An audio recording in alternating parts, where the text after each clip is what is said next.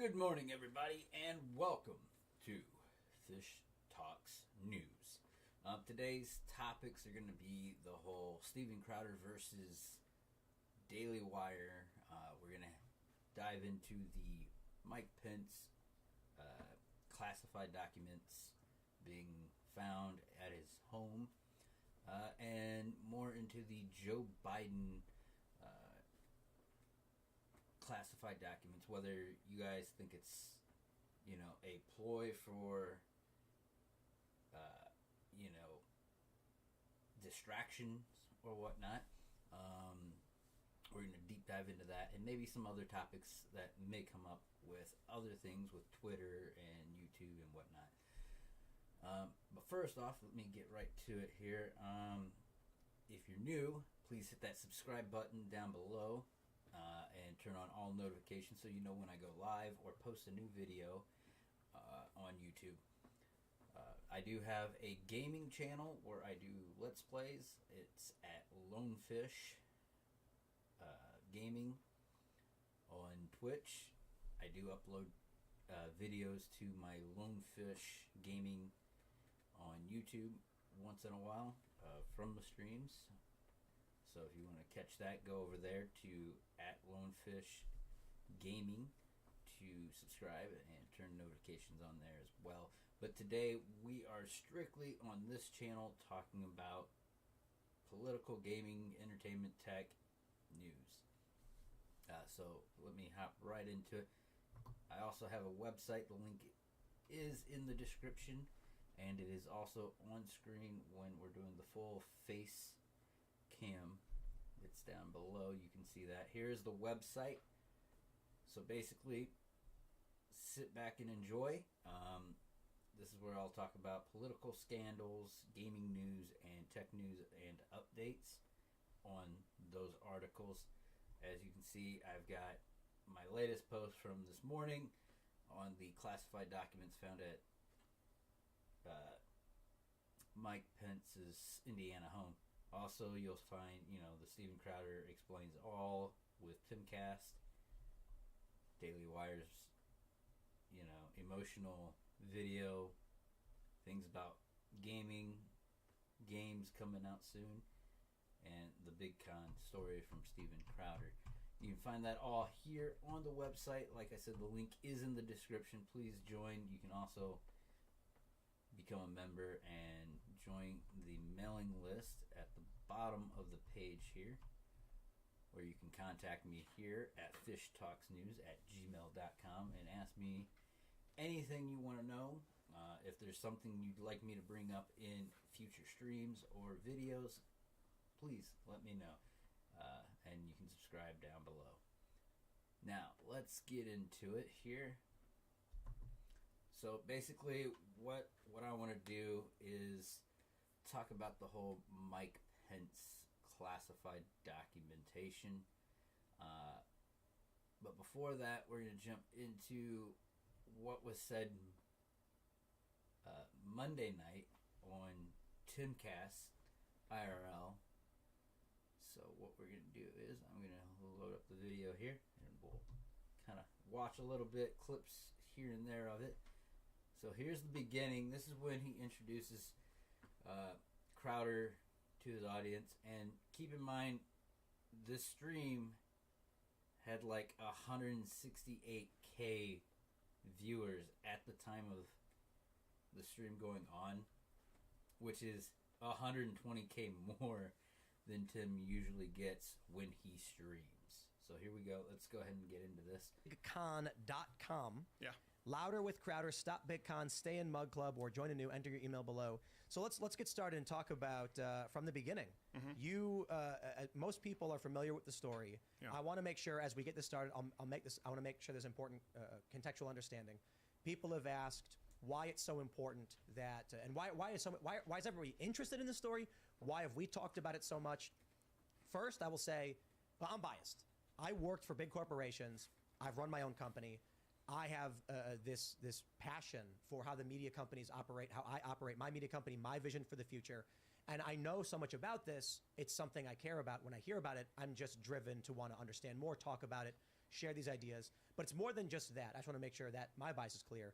It's that I, for one, have taken issue with the establishment media, the traditional media systems, how they operate with contracts. And so trying to build something different, I see what Crowder announced and what he's talking about, and I ideologically agree. So this conversation could change the shape of how media moves forward as the corporate media system is dying, firing people, laying people off, and an independent ecosystem is emerging with these networks. Which form is it going to take? It could go completely corporate, it could go completely independent, it could be a mix of both. Now he's correct in what he's saying, because when you're dealing with contracts or term sheets or whatever, it is a negotiable thing. You always want to try to negotiate your contracts. Sometimes, though, it's one of those things where it can be muddy a little bit. The terms could be a little unable to be understood by a normal Joe like yourself, myself, and the viewers watching today. But the biggest thing that I want to bring up, though, before we continue on, is that Tim's right in that aspect that no matter what you do, you want to have a lawyer, that can explain all the terms to you. Hey, this is what this says, blah, blah, blah, blah. Great. But at the same time, I think Crowder brings up a good point later on in the stream about up-and-coming content creators like myself who would be hindered by doing something like this, because then we have to get a lawyer involved, which obviously costs money. We don't have that kind of funding at the time right now to do so. So I do agree with Crowder's point on the fact that if you want up-and-coming creators to join you, you probably shouldn't have those kinds of terms in your term sheets initially. They could be worked in or worked around, but it's a big thing when your corporation, like the Daily Wire or Fox News or the Blaze or anything out there, and you sell yourself as fighting the conservative movement against big tech. If you're gonna say that, put your money where your mouth is. It can only be done if you're going to actually do it and not hinder the movement in a way that shows here in the stream a little bit, I believe. But this is a conversation that is extremely important moving forward. So we're hanging out with Steven Crowder and Gerald, of course, to talk about all this. The business side more. I don't really take care of the finances as much. But what's the story here? What's the story? Well, first off, let me set something up off the bat. Now, keep in mind, Crowder is now a free agent. He's independent now. He's no longer with the Blaze. And when he said Gerald is now more of the business side of things, it's because he's promoted Gerald into the CFO type position. So he deals with all the financials and the business dealings of the Louder with Crowder show brand. So he's going to talk more along the lines of what was going on with the terms and everything that he knows about. I want to make sure that everyone here knows, I know that you guys have made very clear that you're monetized on YouTube because you believe that you can fight against big tech by sort of operating to some degree within the rules, but you've been very transparent about it. And so I don't want you to think that that is at all the same as what I have a problem with. And we can go back to a few things. Look, it really comes down to what's right. It really comes down to what the truth is. And this is something that's been a long time coming. Gerald actually came on as CEO because we're being batted around so long. This is See, he's the CEO. My bad. I said CFO, I believe. But he's the CEO of Louder with Crowder. So he's taking on the responsibilities of, the finances, the production costs and stuff like that, and dealing with whatever they have to make things work at this time until they can find either a home or create their own platform like the Daily Wire or like Timcast has with, timcast.com. and whatnot. Years and years in the making. I get the point with corporate media. The issue that I have with many in the conservative side of this sphere is the fundamental misleading and dishonesty. That's what I have a problem with. And you see that here as this story took place. Kind of it started right where we released this video. We didn't, and it was just by design, didn't name names because there could be a litany of contracts that are similar to this. A lot of them are often... And he's got a point. He never said names. He didn't want to, burn bridges that he still had connections with. He just wanted to make clear that what he felt was that a bad contract that he was getting, or term sheet that he got from several companies. He didn't name any specifics. He showed a specific term sheet of one of the offers he was given. But he never actually said, hey, Daily Wire sent this to me, and this is what their term sheet looks like. Never did that. Never said, oh, well, this is the stuff that Candace Owens agreed to, or Brett Cooper, or Ben Shapiro, or Michael Knowles, or Andrew Clavin, or Matt Watt. He didn't name names. He just specifically said, do not sign these kinds of terms or contracts if you're wanting to make changes in the way conservative media is ran or how your brand is recognized. So basically he's just saying, don't sign them without knowing what you're getting yourself into. And verbal offers. We mentioned it could have been Fox News for all anyone knew, and they're the corporate monolith. There's about 4 or 5. I would say we have 4 or 5 offers. Literally could have been there anybody. are other investors who come into the space who just want to dump in a whole bunch of money. Daily Wire here outed themselves. This is true. I understand that people are saying, well, people knew who it was. Well, that's because some of the people who were under those contracts said, yeah, I recognize those contracts. And Candace said on this show, I recognize. And like he said, Candace was the first to say something on her show, and then she was on Timcast IRL last Thursday after they had ousted themselves Wednesday, because Stephen only made the document, the term sheet shown on Tuesday when he uploaded the video talking about it. And that's when, Wednesday, Jeremy Boring comes out with this. Actually, it's right here. It's not his video, but as you can see, he comes out with a video to the response of that video from Crowder. And that's what blew everything up. It made it bigger than it really needed to be, I think. And so, everything got muddied. It got all personal because he made it personal.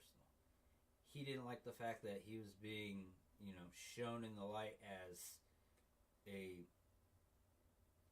strong arm of the big tech machine, basically.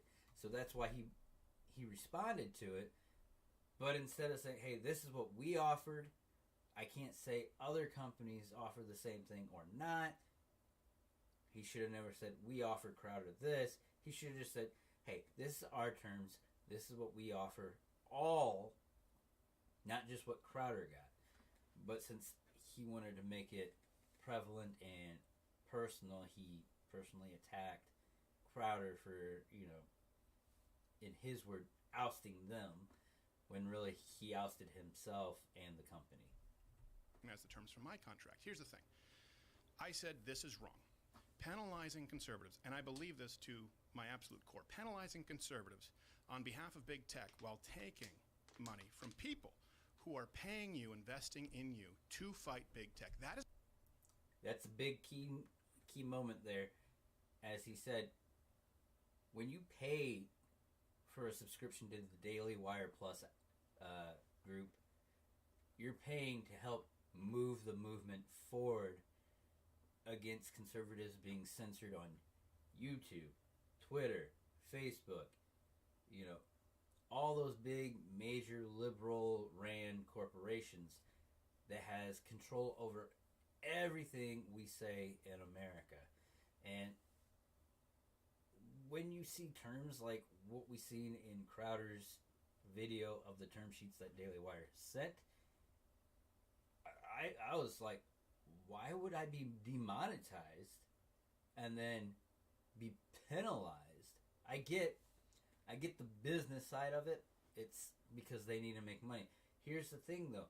If you're a subscription service, you're like Netflix, Hulu, Disney Plus, Discovery Plus, HBO Max. If you're like those, you're making revenue off of those subscriptions.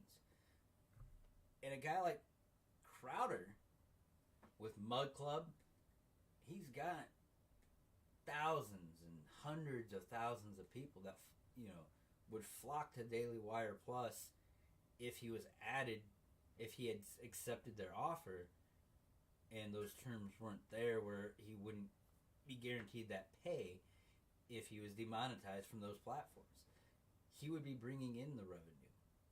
He would be doing his ads like he normally does, one ad here and there for Walther or, his Patriot Supply advertisements that he does. He would still be making ad revenue off of those as well. And it's crazy to me that Jeremy Boring would be, well, we're supposed to be friends and we gave him this friendly offer. I wouldn't call it a friendly offer.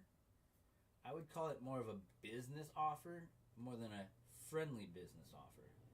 If you're going to be friends with someone and you're going to give them, an offer to come join you and fight big tech, maybe you should give a better, sweeter deal than, oh yeah, we're giving you a basketball player contract, which really it isn't, because if you look at it, Jeremy even, said himself that Crowder will endure his own production costs. We aren't paying for that. Basically saying the money we're giving him is technically not going into his pocket. It's going back into the production costs, back into the payment of his employees. It's just not fair of a deal. You know what I mean? It's not that it's basketball player money. No, it's not. In hindsight, it is not basketball player money. Now, if you're someone who doesn't know how production costs and business works, what you produce and what you make off of that product doesn't necessarily correlate to profit. It correlates to, first, it's going to be your production cost. It's going to be your employee cost. It's going to be your benefits for your employees' cost. It's going to be, utility costs, what it costs to, keep the lights on, to keep things rolling, your internet, your cable, your, all that kind of stuff is in the production costs. And after all that is paid, whatever's left is what he's getting paid. We don't know how much that would be, because obviously I don't work for Steven Crowder. I don't know how that works. For him, at least. So again, like I said, it all depends on how you look at the monetary values that he has to provide for his employees before he even gets paid. It's not that he gets all this money in his pocket. That's not how it works. Now, if Jeremy would have said, well, we're paying for his production costs, we're paying for his employees, and this money's going to him completely, that's a different story. But that's not how that works. That is what they're investing in. That is what Mug Club is investing in. That's what subscribers are investing in, while simultaneously penalizing conservatives is fundamentally wrong. I had that conversation and said, look, just please give me your word. You're not going to be doing this with other people who, as you well know, when you start in this industry, don't know better. Immediately after that. Notice how he just said what I just said about up-and-coming content creators like myself and others. If we were going to come into a big media outlet like the Daily Wire, these kinds of contracts can't exist for us, because if they do, they penalize us. I mean, I could say something on here that could get me kicked off of YouTube, maybe. Who knows? I'm not trying to. I'm not trying to push a narrative. I'm not trying to say, hey, I'm right, you're wrong. That's not the ideal here. The ideal here is just to get the information out there, let you, the viewers, decide whether or not this is the kind of thing you want to continue to see, if this is something that changes your mind possibly, anything at all. Like I said, the whole ordeal with this at first kind of had me with mixed feelings. Like, at first I was like, I don't know, maybe Crowder's wrong, maybe he's right. Then Daily Wire shows up, blah blah blah blah. Maybe they're right, but then again I get back, and then Crowder does his second video, which all in all painted Crowder kind of bad, but then when he comes on here, it kind of paints it a different story. I mean, it all depends on how you look and take the perspectives of everybody involved. If you look at it from his perspective, you see it one way. If you take it from Daily Wire's perspective, you see it in another.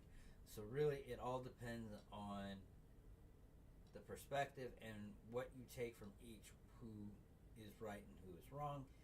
In this case, I think they're both right. I think they're both wrong in certain aspects. So let's see what more Steven has to say. Yeah, right. The conversation was, Crowder is making a big deal as a dick about money, right? Basketball money. $50 million a year was the implication, which you know is not true.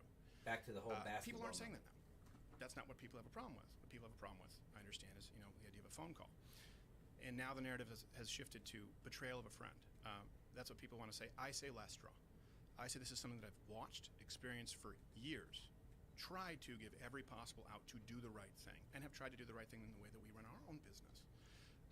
Saw the gaslighting, absolutely, bully tactics that take place behind the scenes of other creators.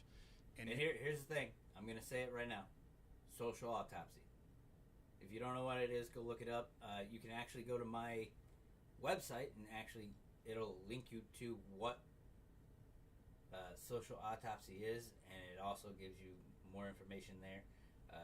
Go there, link in the description. You'll find out everything there is to know about social autopsy, what it is. I'll give a little brief summary. Basically, it was, I should say, an organization that was meant to stop bullying online through a network of gathering social media contacts, getting social media information about certain people, usually middle school, high school students, and what they would do is dox those people online and go to their parents, principals, whatever. So it was a kind of bad take, but there is a particular reason why this is important to what he's saying, because the founder works for Daily Wire, or should I say produces content for Daily Wire currently. Knew it wouldn't be myself. So now the narrative shifts to how could you record a phone call, betray a friend? Well, hold on a second. It was just about money. It was just, this is just business, and now it's, hey, we're really good friends. Well, which is it? I mean, you kind of have to pick a lane, right? Are we good friends, or are you sending out a boilerplate contract that you demand of everybody according to what they say? They have 110% penalties on behalf of big. 110% penalties. Think about that. If you're deplatformed completely, like Alex Jones, he's completely deplatformed from all social media. The only way he makes money is through his website. And that's where he posts his videos and he does his streams there. But 110%, you're paying Daily Wire now instead of being paid for your content. That doesn't make sense. And that's not just Crowder being penalized 110%. That's anyone who wants to come on board with Daily Wire in general. Jeremy Boring says this. It's in the recorded conversation, yes, of friends, supposedly, but he confirms it. it's across the board. That's how it works. 110%. That's your livelihood gone if you're a commentator or newscaster or anything. Tech. And the issue with that is that it's dishonest. It's a tactic of the left. It's a tactic, the same kind of tactic that you see from the left, the gaslighting, where if you, let me ask you this. If someone came out. Real quick. Yeah. I just want to clarify. You said 110% penalty? Yeah, you can see the contract right there. If you add them all up. So you because there's boycott money or what? Yeah. Yeah. It's a fair point. And the big point about the boycott penalty, you can be demonetized on YouTube and still have advertisers through your brand, and those people that want to boycott you completely out of existence will boycott your advertisers, forcing them to pull their support of your brand. And that's what he's talking about. You have to fight back somehow. And if you're going to fight big tech, you're going to have to do it in a way that the Daily Wire is not doing. You know, I'm not saying I don't support what they do at the Daily Wire, because I have for years. But this new stuff coming to light makes you wonder if you should support them. Or should you give that money that you get? Because granted, their subscription costs are different than Mug Club. You can pay anywhere from $99 a year to $200 and something a year for all access. And yes, they have monthly plans as well. At, I think like $10 a month or something like that, $19 a month, $20, whatever it is. I'm not sure right off the back. I do know that it's like $240, $260 for all access annually, which is crazy.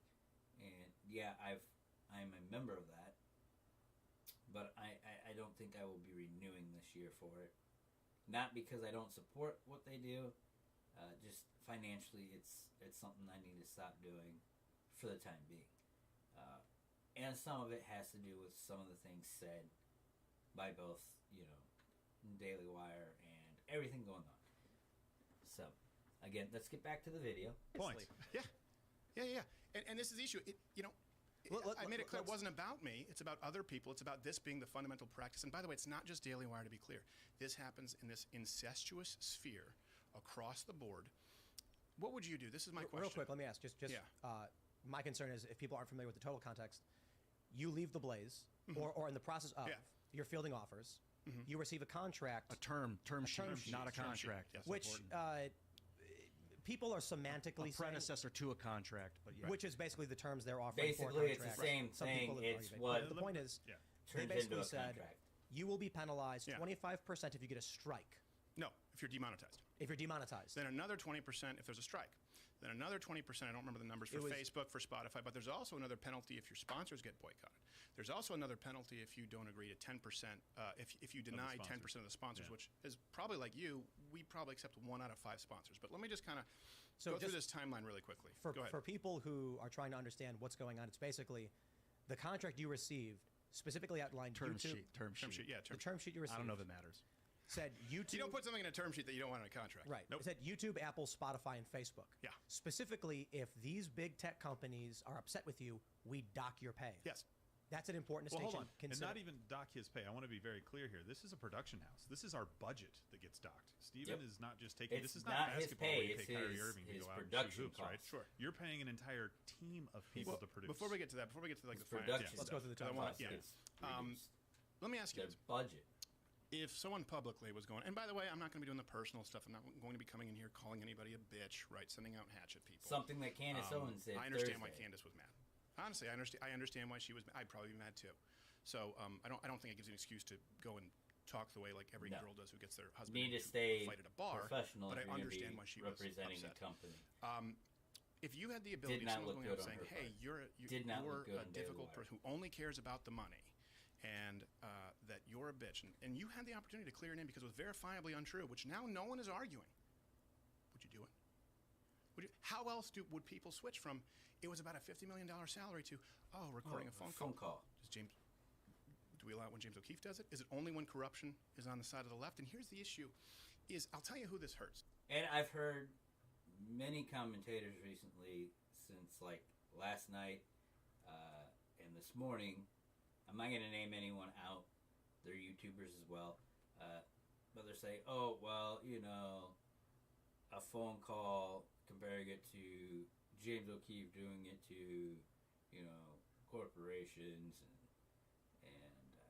government officials. That's completely different. It's not different. I mean, if you're going to call someone out on something, even a friend, honestly, I wouldn't do it myself necessarily unless there's a reason. And when it comes to contracts and terms and stuff like that, I probably would record a phone call with a friend just to make sure, hey, I got everything, clear, it's detailed, and then if something happens legally, I have their word recorded. So if I have to take them to court, even if they are a friend, it's still business, according to Jeremy. I have them recorded saying, yes, this is what we're going to do. We're going to change this, and then we're going to uphold that. And if it's not in the terms, I can, hey, you said we were going to get rid of this. I have you on recording saying we were going to get rid of this. That's the kind of things that I think most commentators on YouTube today, or even on Rumble or Daily Wire, wherever, I think that's the thing that they forget: recording secretly. James O'Keefe does it, and it's okay, but I do it, and it's not okay. There's a fine line, yes. And you can quote me if I'm wrong on that, but technically, what Steven did isn't wrong business-wise. Maybe morally it's wrong. I think most people that said it was wrong had a moral issue with it. I don't really see it the same way they do. I do see it possibly being a bad thing for Steven to do and then publicly throw it out there with no context or any kind of back context to it. But at the same time, I don't think it's completely wrong of him to do it. He had his reasons. The dishonesty. I'm not just saying Daily Wire. This is about the entire movement as a whole. There are a lot of practices that go on, and it hurts the sponsors, hurts the creators, hurts the viewers, hurts the investors. And by investors with us, it's entirely Mug Club. It's people who pay to subscribe. We don't make a dime off of YouTube. We haven't for many years. And it hurts. And other commentators have said, oh, well, yeah, you're still making content you're still making money from YouTube because you're promoting your merchandise, you're promoting your advertisers. That's completely separate. What he's saying, when he says he's not making money off of YouTube, he's not making it off of YouTube directly, because he is demonetized and has been for the past 3-4 years or so. And remember, he's been through the adpocalypse with Vox at least twice that I know of. At least. And somehow these commentators that are conservative continue to attack him on the fact that, oh, well, he's lying. He makes money off of YouTube. He makes money off of YouTube, but not directly off of YouTube, which is what he says. We've been demonetized. So, again, he's not lying there. He is factually true about it. If you believe what we say we believe, the movement in the country as a whole. So that right there, is fundamentally dishonest. And the gaslighting still keeps taking place. Candace Owens on this show said, hey, we all follow the same guidelines, right? We all follow Crowder does too. That's verifiably false. And I'll say you can publicly audit this. We've had 4 strikes, right? In the since May, I think, 2021, to October 2022. One was the Mekhi Bryant. One was a sketch with Alex Jones. That one's guilty.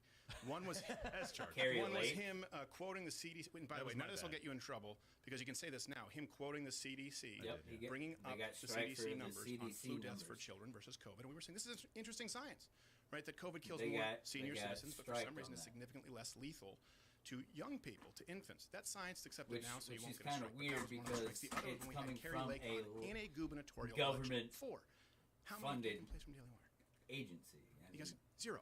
Now here's the thing. I'm not saying it's a badge of honor. I'm not saying that it's a badge of honor to be suspended. If they came out and said, look, we demand, as Jeremy said in his 55-minute video, we demand that all of our creators follow these rules that YouTube and Facebook set through punitive practices in mandating of our creators to do so.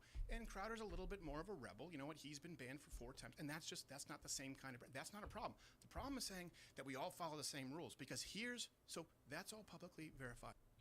What he's saying is Jeremy's trying to, what he's saying is Jeremy's implying, we enforce the rules, the guidelines of our big tech overlords so we can stay on there and make money. It's money, money, money.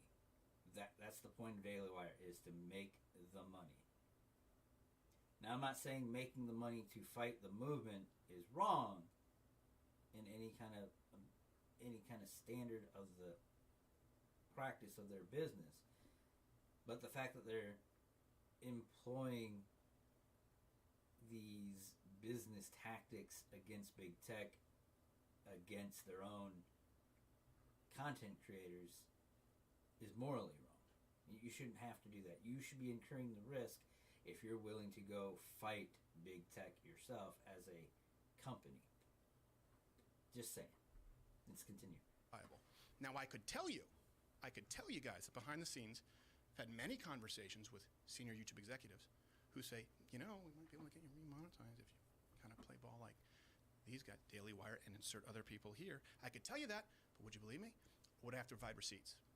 I could tell you that takes place. That hurts the creators out there who they end up, hitting a glass ceiling that is set, the sandbox that is mandated their creators. The same thing happens with sponsors. Well, let me ask you real quick. What does that mean, play ball? Obviously, you're paraphrasing, but when he's going to explain this, and I know Tim knows what he means by play ball.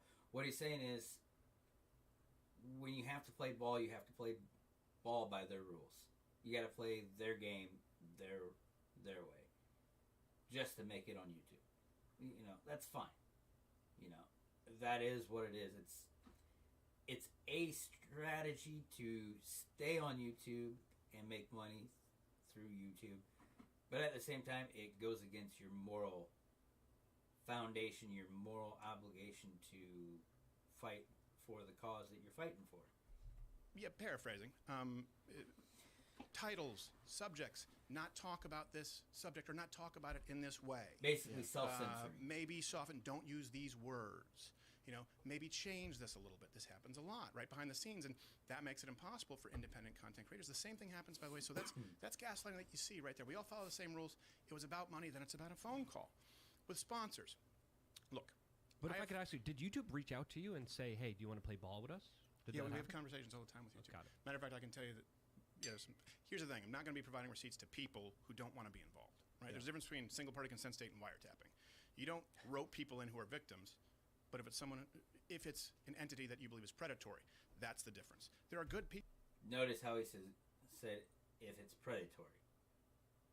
The term sheet that was sent was somewhat predatory in the sense that if it wasn't Steven Crowder and it was someone like myself or other content creators on YouTube or Twitch or wherever, it could be seen as predatory contracting.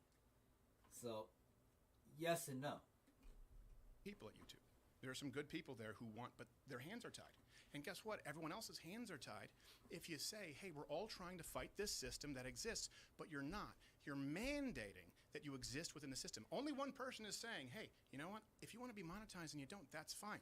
And one is saying, you have to fit into this box. Very important context to this is, obviously, after you put out the first video, I've talked with a bunch of my friends, and they said, look, you know, Daily Wire is trying to run a business. If he gets banned off YouTube, how are they going to sell ads? How are they going to do this? And again, I kind of went over this earlier. There are ways to work around that. There are other ideals that can be implemented. And the biggest thing that came up when I was watching the quartering the other day is there's other ways to do it. Jeremy's Razors, they're producing product that aren't hindered by big tech. You know what I mean? They advertise their product on their shows, gives them more revenue. So again, with Mug Club, you know, you could have all this other stuff. Not only just, you know, selling mugs through subscriptions. You could create, oh, hey, guess what? We're going to produce, I don't know, some kind of candy bar. Kind of like Mr. Beast. Or coffee. Or you could come up with something that could fight the wokeness in other companies, not just social media companies. There's other ways to make revenue and make ad money other than just abiding to the big tech overlords. Is what that's what we need to get to as a movement and in this fight is to get away from, you know, relying on ads from other companies. Let's create our own products. Let's create our own coffees, our own, you know, social media services, our own video editing services, our own web services, that kind of things, and then promote them on our videos and on our networks. The sponsorships, his views are gone. Yeah. And I've seen people tweet, all of Crowder's views come from YouTube anyway, so he'd basically be unmonetizable if he was banned. And then I point out, first of all, that's just categorically false. Yeah, it's not true. Because Rumble exists. Mm-hmm. And Ben streamed there for the first time today. And this is an important context. And that's a good point. He did say that Ben Shapiro did stream on Rumble for the first time. Why? Why would he do that if he's beholden to the YouTube guidelines to be monetized? It's a good question. The contract you were offered says Facebook, Apple, I said YouTube, Apple, Facebook, Spotify, but it didn't mention any of your views from any other platforms. And there's Google Podcasts. They get views. I know the numbers. Obviously, it's not the same as say Apple, but it's interesting to me that for a lot of people, like Dan Bongino, for instance, had more subscribers on Rumble than YouTube. Yeah. It's interesting then that their attitude is, if you're banned from YouTube, it's a 20% fee reduction, which you mentioned includes your staff 25. salary. 25. And then, sorry, 25 for and then another 20. It's 45. In other words, for us, right off the bat. And this is the thing. Be 45%. Is this an accident? Like, you know, in other words, okay, we're good. But let me friends, but hold on a second. Does anyone here have a problem? Do you not believe me when I say we haven't been monetized on YouTube for 3 years? You all know that, right? Of course. Literally, and we're not that close. 0 days, or did you have?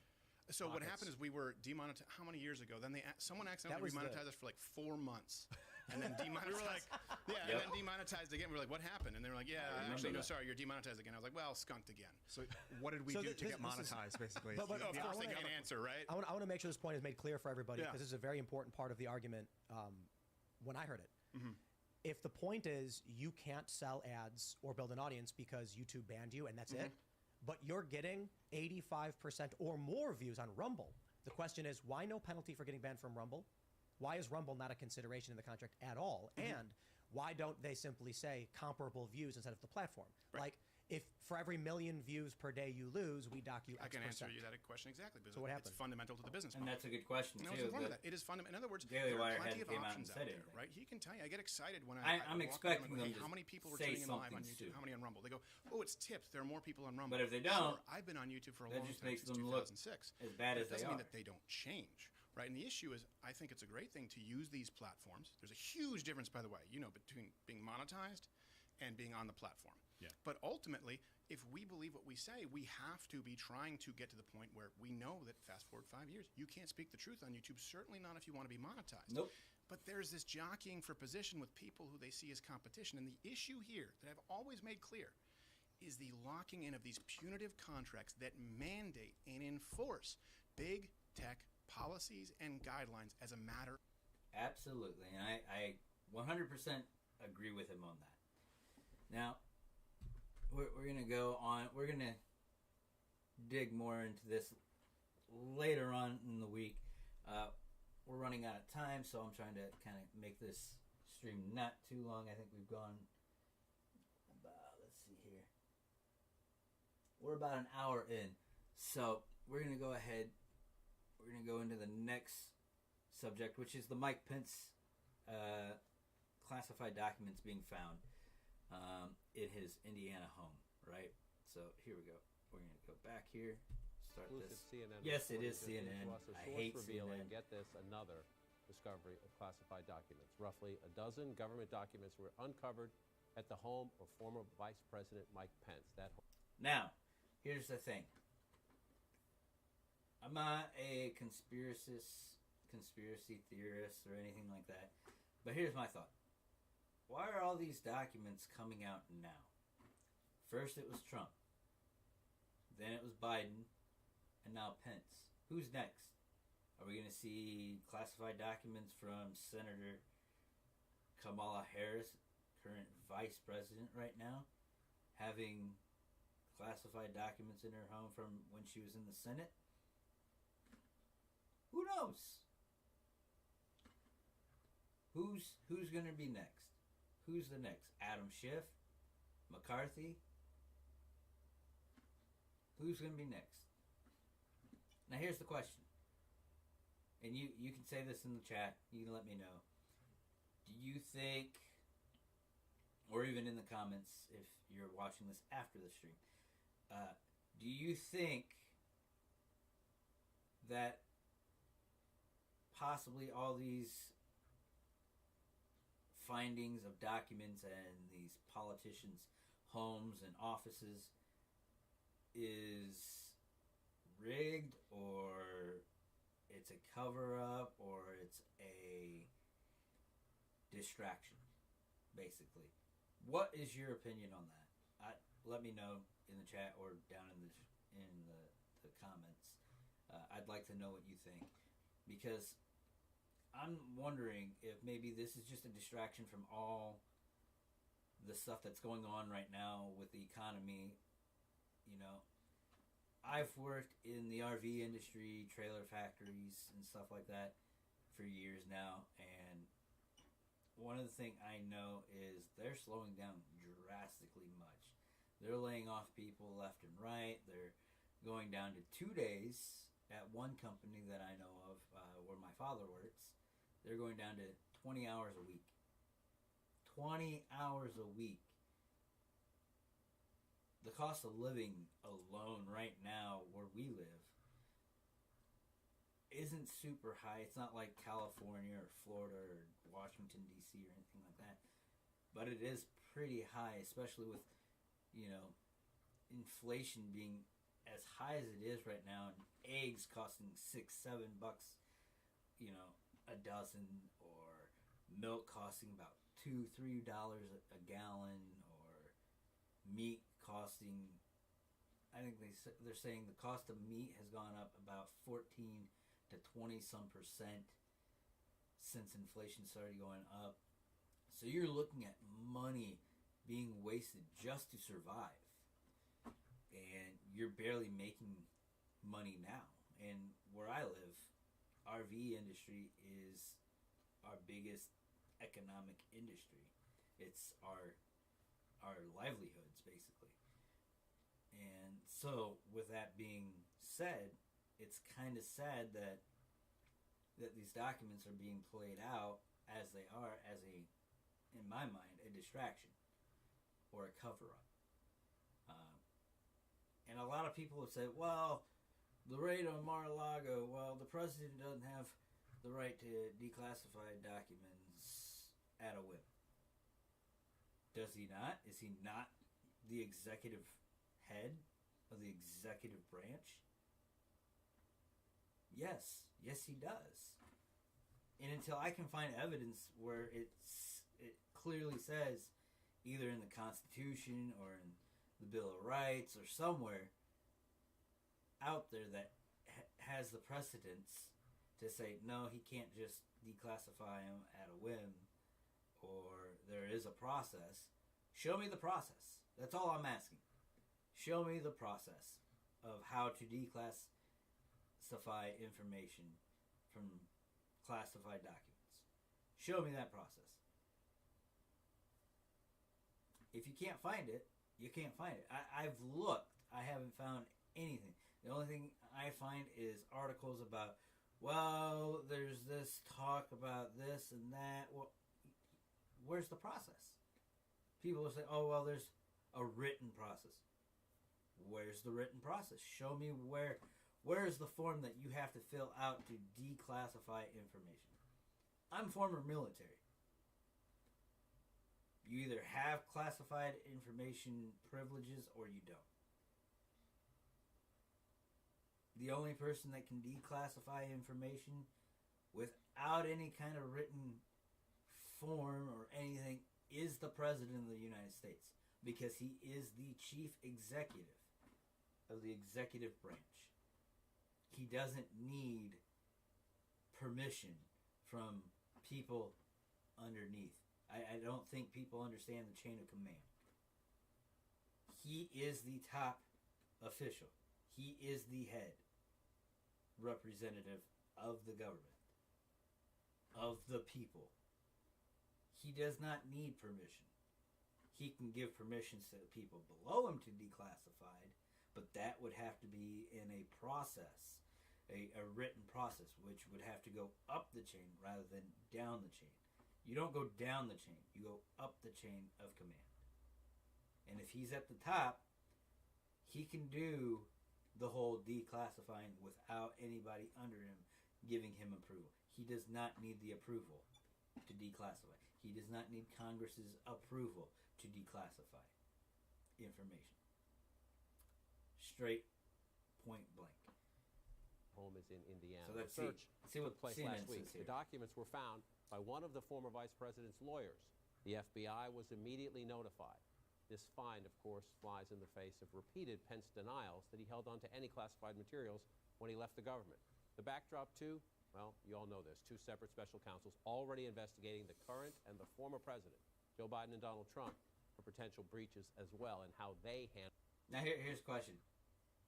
Again, the difference between the two. Donald Trump, 45th President of the United States, was a president and could have declassified those documents that he had. Now, here's something they're not claiming in mainstream media or anywhere I've seen. Trump cooperated months prior to the Mar-a-Lago raid. His lawyers had contacted the archive. The archive said, okay, well, just keep them in a secured location and we'll come get them at a later date. Well, that later date comes and it's not them, it's the FBI raiding them for the archives. So that's different. In my thought is there was no mishandling of classified information, even if it was classified or not. It was handled correctly. They contacted the National Archives. They said, hey, we're going to work with you. Here's what we'll do. We'll put them in a closet with a padlock on it. And they did. FBI comes in. Boom. Takes all the documents. They find another 11 boxes there or something. Those 11 boxes, we have no idea what they were. Don't know what was in them. We just are told they had classified documentation in it. Now, with the current president, he had documents at his office that did not exist during his time as vice president. He had documents, and these are documents from his past administration. So think about that. his office at the Biden-Pence Center. He had documents in his garage, an unsecured location next to his car, his convertible.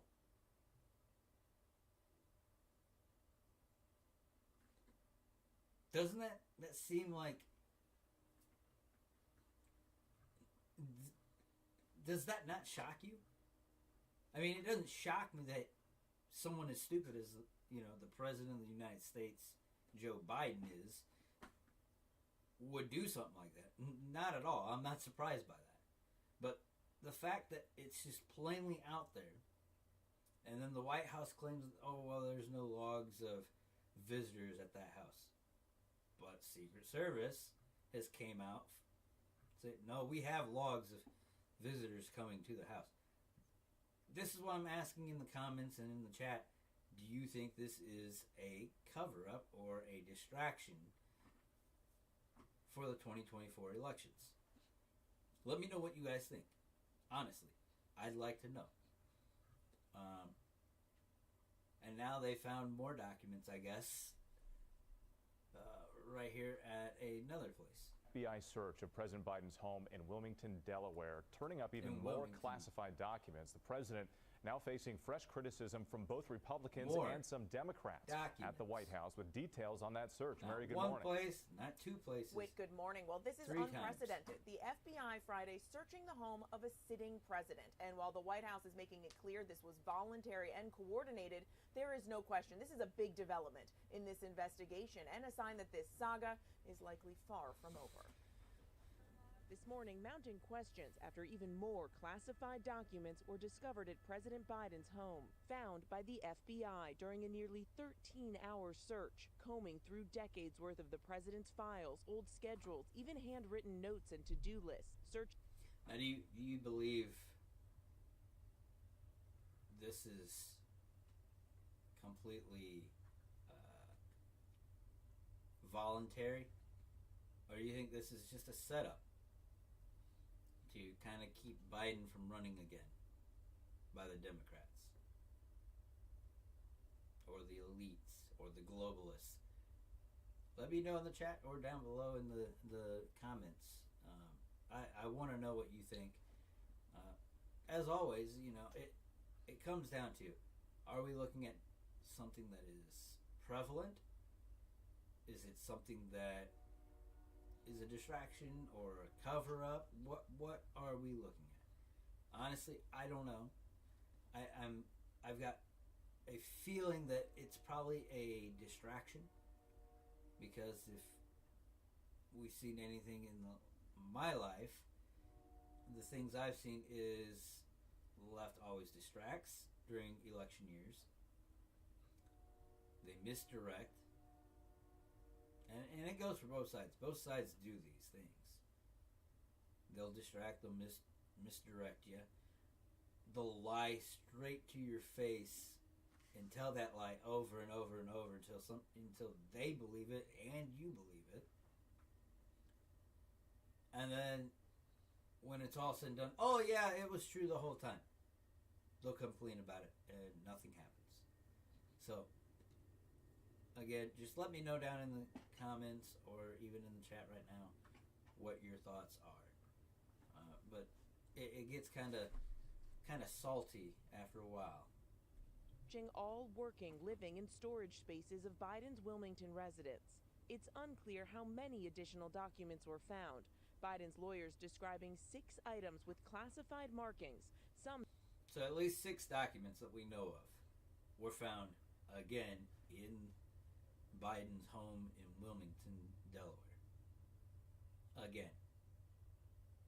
Now, I don't know if that's the same house where his Corvette was in the garage or not, because from what I hear, he's got several houses in Delaware that he lives at.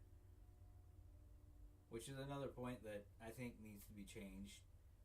Politicians should not be making these massive, massive amounts of money, because when you run for a public servant office, you shouldn't be paid at all. It's voluntary. You volunteer to put yourself out there to be a public servant. You're supposed to serve the public, not be paid by the public. You're not doing a service. You're doing a volunteer service. And that was the thing back in 1776. You were elected and you did not get paid by the people to do a job, a duty to the country, to the state. You volunteered yourself to do so. You had your own money through your own companies, through your own means, through your own walk of life. Plantation owner or businessman, whatever it may be, you had money, you volunteered to be an elected official, you didn't get paid. Now we have these $100,000 salaries or whatever it is now, and then they leave office millions or billionaires. Does that make any sense whatsoever? We're paying people to become billionaires and millionaires.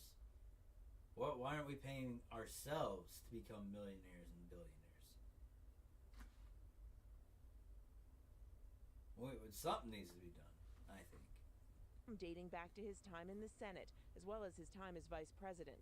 The Justice Department also taking some of those handwritten notes to review further. There was no warrant or surprise. Handwritten notes? About what? The documents? Let's go back here. There was no warrant or surprise. The search planned. Biden's team saying they offered the Justice Department taking some of those handwritten notes to review further. There was no warrant or surprise. 6 items with classified markings, some dating back to his time in the Senate, as well as his time as vice president. The Justice Department also taking some of those handwritten notes to review further. So he had handwritten notes as well as those classified documents from when he was senator and vice president at his home. Why? He didn't have the clearance to have them after his tenure. So why did he have them? That's the question. Why are they in your house, Mr. President? Can you please tell us? I'd like to know. Because I'm your boss technically, along with the rest of the American people. We are your boss. You need to tell us why you had those documents when you shouldn't have. That's all I'm saying. You know, it confounds me to how these idiots keep this stuff going like they do. But, you know, I digress. It is what it is. So let me know what you think. But I'll probably do another article on today about this. I'll go more in depth in there and put some links in for you guys to kind of do your own research. But other than that, I think that's pretty much all I got for today. So let's kind of wrap it up. Again, if you do want to read more, you can go to my website. Right here is the link. It's also down in the description. Just click the description box and you can go to the website there and check out all the articles there. But I do want to do a shout out for one thing. I want to shout out to Jeremy over at the Quartering. If you haven't, I highly recommend you go check his channel out. Also check out his coffee company, Coffee Brand Coffee. You can go to their website at coffeebrandcoffee.com. This is not a promotional thing. I'm not getting paid to do this. It's solely out of the kindness of my heart, especially since he's been dealing with being banned on Twitter, where he does all his promotioning of his coffee company. So again, go check him out. It's coffeebrandcoffee.com. I highly recommend it. Really good coffee, way better than Black Rifle. I wouldn't go back to Black Rifle coffee if I didn't have to. It's just more convenient for me because it's in stores. But Coffee Brand Coffee is delicious, and I would do anything to help a friend out. I do consider Jeremy a friend, even though we don't know each other that well, or really know each other. hopefully that can change, and hopefully his Twitter gets unbanned soon. So keep up the fight, keep staying open-minded, and again, don't let people get you down when they know nothing. Again, I'm Adam Fisher, and this has been the FishTalks News. I'll see you in the next one. Bye-bye.